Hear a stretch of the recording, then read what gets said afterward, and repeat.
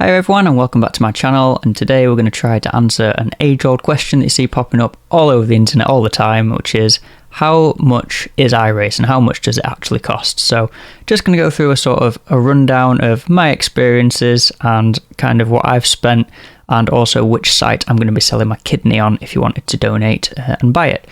So just to set the scene, I've been on iRacing for a full year now. I joined at the end of February 21, and obviously now we're just into March 22, so I've got a year of information, data gathering and racing under my belt, so I can feel like I can make an informed sort of advice video, I guess, or like I can give a more informed opinion, a well-rounded opinion of what I've experienced so far, and and just sort of how much it might cost you to join iRacing and how much it might set you back. So put some visuals on the screen so it's not just talking head for the next however long this video is going to be, as we chat through sort of every purchase I've made so far, including the original subscription, and an overall sort of a total of what I spent, as well as some kind of opinions to close with at the end. So let's give you some visual, shall we? So straight off the bat you can see there the subscription, obviously, for iRacing to start with. So obviously I bought this, in fact I think I waited until absolutely last minute, the day that my PC first arrived, and got the subscription literally the day that I got the delivery confirmation that it was going to be delivered that day. So I bought 2 years straight off the bat. That got me the 40% discount for being a new membership.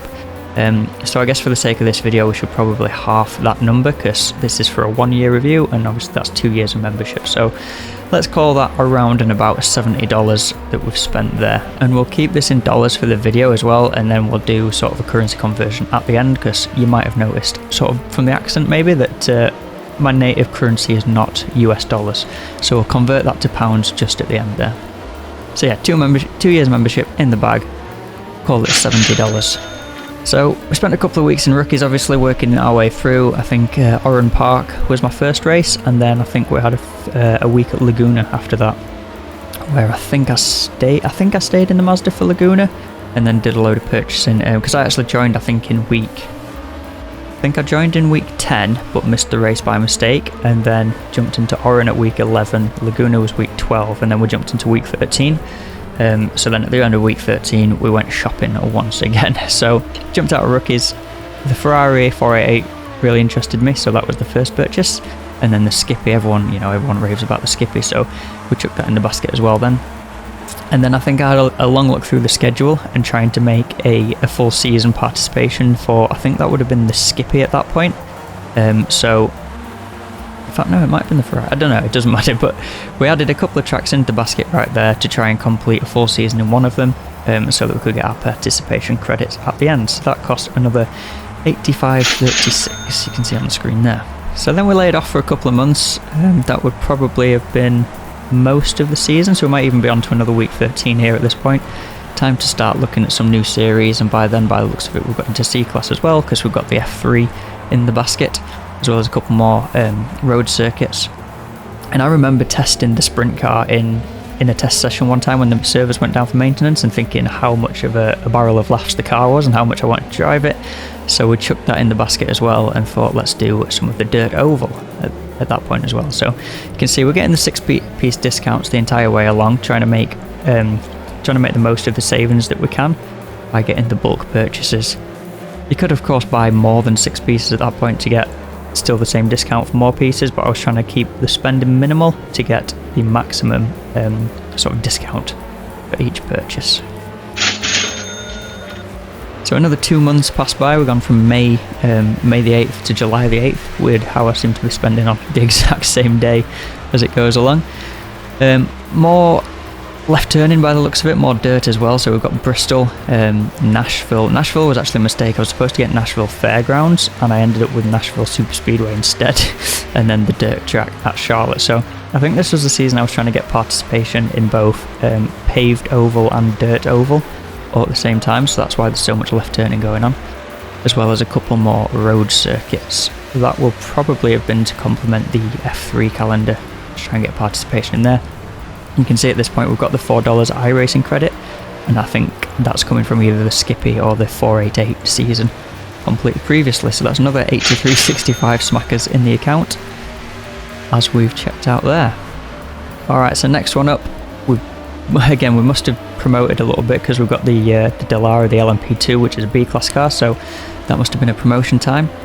So we chucked that in the basket. There's a gift there. I got that gift from a friend there, so that's probably not relevant into this, of course, but also we've got to take off one of those years of membership anyway, so sort of we've got $55 in lieu at the minute. So I've got the LMP2, got the Porky Spinorama, another oval, another 2 ovals in fact, and 2 more road courses, and I think the road courses were to complement the GT3 fixed season, the VRS season. I distinctly remember finishing that season at Interlagos, so I'm pretty sure that's what was going on there. No credits to spend so far because it must have been, well, it was quite recent from our last purchase, so I don't know why I bought a load of cars and then not much later bought even more cars, but that's another 67 smackers in the account. But again, we've got that 6-piece discount. Alright, I think this is an end of season coming up here. We've decided we're going to try the trucks, and also there was the LOA was setting up the league, the Oval League at that point, so we were doing a test race, so bought the ARCA specifically for that one race, and I bought the IndyCar as well. I really wanted to buy, to race the IndyCar, but I just never seemed to line up with the schedule. I've got Indianapolis and Daytona there to complement that season, that series, but yeah, I've still not made it into a race yet.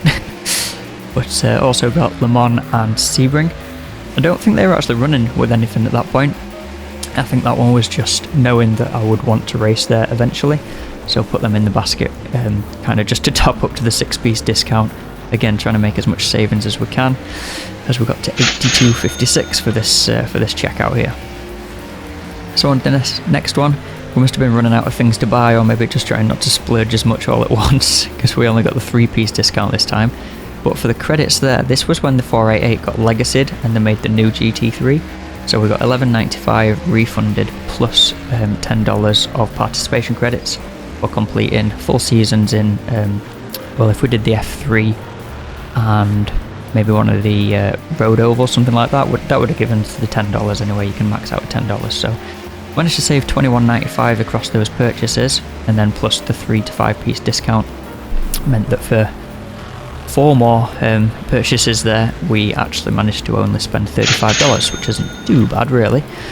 Got the Corvette GTE, and then the world decided to retire GTE for most forms of racing, so that ended up being a bit of a poor purchase, but it's good fun, that car, do enjoy it. Another little 3-piece Arama, bought Monza, never driven it, and Phillip Island. This was to complete the IMSA Haggerty series. I remember that specifically because Phillip Island, there was only me and one other car in the race there. And then Road America, that was to kick off the LOA road season, I think it was at that point. So again, another 3 to 5-piece discount, and that tops out at $48.43. Got a friend come to shout at us. Alright, fluffy friend come to join the party, so on to the next purchase. We're rocking it in towards Christmas time now. The M4 and the Ferrari were both to support the LOA GT3 seasons. So that's what both those purchases were, and the Hyundai, the new TCRs have just been released, and they look like a lot of fun straight from the off. So got that one, and the NASCAR as well. I'm still aiming to get to Oval A class, but we're still not quite made. It's fine. We're getting close, but we're not quite there. But that was a double whammy because Dover was another LOA. It was in the preliminary test season, and a few of us that raced on the road side decided that we'd go and invade the oval division, so I needed the next gen anyway, and Dover was the track they were racing at, so that helped to sort of bump up the amount of purchases I was making. And you can see at the bottom there, I actually joined the 40-piece club at that point, which meant a nice little discount from all future purchases, and there's some credits in there as well because we've just come to an end of a season. So a lot of purchases going on, but actually we only ended up spending $48.25 on that one, so not too bad. And then as we come towards the end of the spending spree here, because of the 40-piece discount, I can just spend, I only have to purchase one thing at a time, if that makes sense. So Nürburgring was supposed to be a supporting purchase for the Nürburgring 24, which now I can't do, but it was also the F3 League was racing there. So that was a last minute purchase, chuck that in the basket, $14.35. And that was actually, you can see the date there, 13th of Feb, that was actually the last purchase we made within the year of iRacing. So quite a lot of spending going on. Managed to hit the 40-piece club within the year, and I've tried to be sort of wise across the entire time of what I was purchasing and when, but even then it does add up quite a bit. So you can see there's all the purchases adding up through the year, with the total of 687.46. So you could, in theory, if we half that number at the top for membership, if we made that $70 rather than $143, that would make it $617, but then add $15 back on for that gift purchase that I got. So that makes it sort of, what's that, $630-ish. So for the pound conversion, you can see it there, 522 all in. So that's probably about 500 smackers, let's call it, for the entire year. So yeah, certainly not been the cheapest way to spend a year. I thought just for comparison I'd put in how much it would cost to go go-karting. So I went go-karting fairly recently, I think it was around August last year, and we got 50 laps for £50, and the average lap pace was a 51-second lap, and that includes if someone spins, throw a red flag, so you're literally just sitting there. So average lap ended up being 51 seconds, so that gave us 42 minutes and 30 seconds roughly of track time for 50 quid. So for less than an hour we spent £50. So if you think that for 10 hours I've spent 500, or sort of that's how the equation would work out. If we spent 500 on iRacing, that would equate to about 10 hours at go-karting. And think about a 24-hour race when we did Daytona, we've doubled that straight away. So in terms of value for money for being able to get to go racing versus in the real world, plus when you start thinking about the fuel costs, which cost about £10 I think all in, and the travel time, which was 30 minutes each way, versus walking upstairs to the sim takes about 10 seconds. Yeah, iRacing is definitely not the cheapest way to go sort of simulator racing, I guess, but with the variety and compared to the real world, of course, it is definitely, for me at least, the way to go. You know, you can't get this much racing for this kind of price in any other way. And yeah, of course, we're just sitting around in our houses somewhere, or on our property, racing through a screen. It's not quite the real thing, but in terms of the proximity of the racing and the variety that you can do, you know, it's certainly the most accessible way for a lot of us to go racing, that is for sure. So there you go, there's just a few kind of thoughts and musings after a year of iRacing. If I went back, would I do it again? 100%. Do I wish it was a little bit cheaper? Yes, of course, always. I'm a tight-ass Yorkshireman, so if it was free, that'd be even better.